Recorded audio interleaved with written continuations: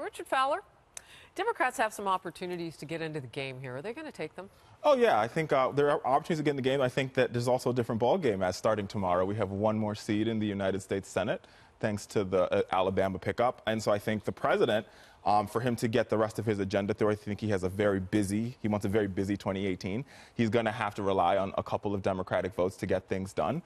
And on top of the fact that he has some vulnerable Republicans. So I think he's going to have to work with Democrats. So the ideal or the notion that he has to depend on just getting I need the wall, I need the wall, I need the wall, is probably his tune's going to change in a couple days, because he's going to need Democratic support to get anything done. You know, Lisa, it's kind of ironic based on what Richard just said, because, I mean, it's true that the game would have been quite different before the end of 2017. Now they do have a pickup on the other side of the political aisle, but they really couldn't rush DACA through. There were Republicans who didn't want to see them do that. Well, and Richard makes a great point. You know, Republicans are down a seat in the Senate, so that certainly does make things more difficult. But on an issue like immigration, you know, it is going to have to be something bipartisan. And there's some very big divides, both in the Republican Party, I think, on how to address it, and within the Democratic Party. You also have President Trump saying, you know, no wall, no dice. But you have Democrats and even some Republicans saying that they don't want a wall. So it's going to get real interesting. So what is the divide in the Republican Party over this issue? I mean, you've got people like Senator John McCain, Lindsey Graham, you know, part of the Gang of Eight, Jeff Flake, who have supported comprehensive immigration reform.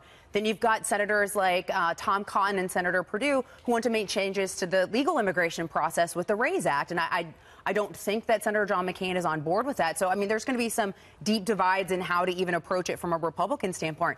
But there are a couple areas where Republicans could still go alone if they try to address Obamacare repeal, or some have said that they want to use the reconciliation process to address welfare reform. Right. So we're going to be busy, is what this means. Kennedy, right before the end of the year, we know from our own reporting and sources that there were some meetings off-site on Capitol Hill, kind of dealing with it the same way they did early talks on tax reform, unbeknownst to the rest of us, talking about, you know, the Alexander plan, the Murray-Alexander plan, and what that could look like, tackling health care in the new year.